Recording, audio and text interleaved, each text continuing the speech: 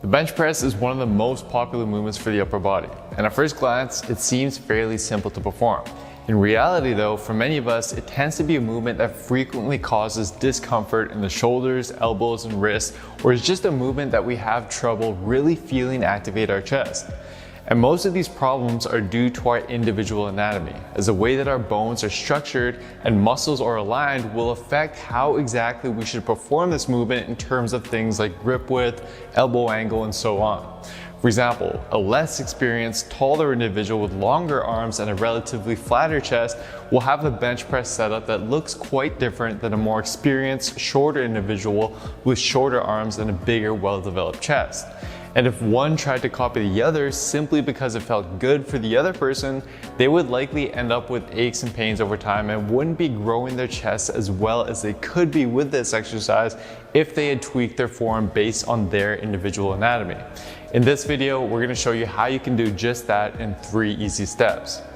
But before diving into each of these steps, I first want to pre-frame the video by emphasizing how the bench press is not absolutely necessary for you to do.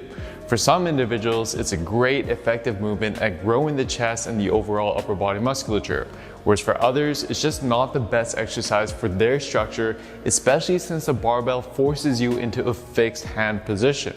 So if your main goal right now is to build muscle rather than increasing your bench pressing strength, just realize that you can accomplish this just as effectively with other exercises like machine presses, dumbbells, and even push-ups if properly progressed.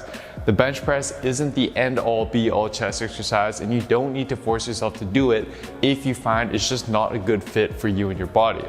But before you actually make that decision, run through the following 3 steps I'm about to go through, as much of the discomfort and problems that you may be experiencing with the bench press is likely due to a problem with your setup. The first thing you need to do is determine what elbow angle is going to best activate your chest while minimizing any shoulder or elbow discomfort as you press. The way we do this is by aligning your elbow angle with where the majority of your chest fibers run, which will vary for each individual. For most people, an elbow angle of somewhere around 45 degrees to about 70 degrees will best line up with and activate their chest fibers when they press, while being the most comfortable on the shoulder joint.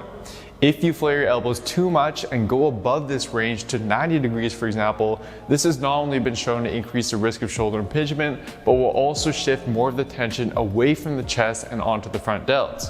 Similarly, going below 45 degrees by tucking the elbows too much will again shift more of the tension away from the chest and onto the front delts, since they'll now be better aligned to do work. So what I'd suggest is just play around within this range to see what feels best for you. To do so, you can simply mimic a bench pressing motion and just focus on contracting your chest using different elbow angles to see what best activates most of your chest fibers. You can also just experiment with using dumbbells and just play around with the elbow position. One of the things that you'll notice is that a lower elbow angle will bias more of your upper chest fibers, whereas a more flared out elbow angle will bias more of your mid and lower chest fibers. The key is just to find the sweet spot that feels the best in terms of overall chest activation and comfort on your joints. Once you determine roughly what elbow angle is best for you and your body, it's now time to set up your grip width to enable you to actually use that elbow angle as you press. The way you do this is by ensuring that at the bottom of the press, your forearms are vertical with your elbows stacked directly under your wrists, both from the front view and the side view. If you use a grip that's too narrow, for example, your forearms will tend to angle inwards. This shifts more of the emphasis to your triceps rather than your chest, and over time can also create quite a bit of stress in your wrists, elbows, and shoulders. On the other hand, if you use a grip that's too wide, your forearms will tend to angle outwards. This can again create more stress on your joints while limiting the range of motion that your chest goes through as you press.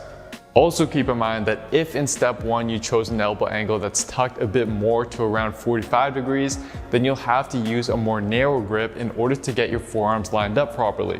Whereas if you chose a more flared out elbow angle in step 1, then you'll need to use a slightly wider grip. So play around with the different grip widths, take a look at your forearms at the bottom position, and record yourself from the front and side view just to double check that they're aligned. Once you nail this down, you should notice significantly more tension placed on your chest rather than on other muscle groups like your shoulders or triceps.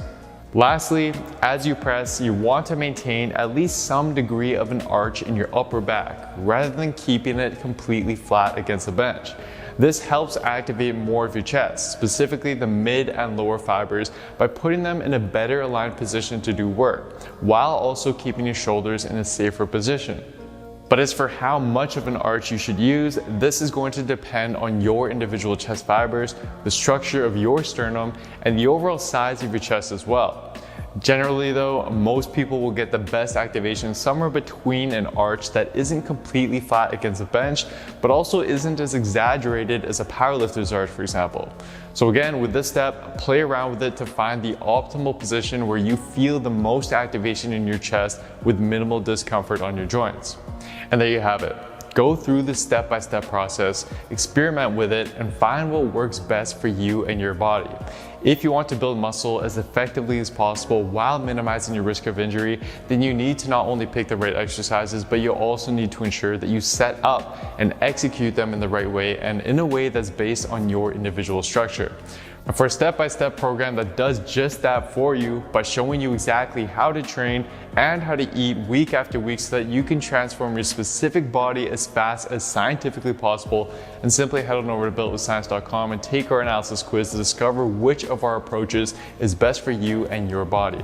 Anyways, that's it for today, guys. Thank you so much for watching. Hope you enjoyed it.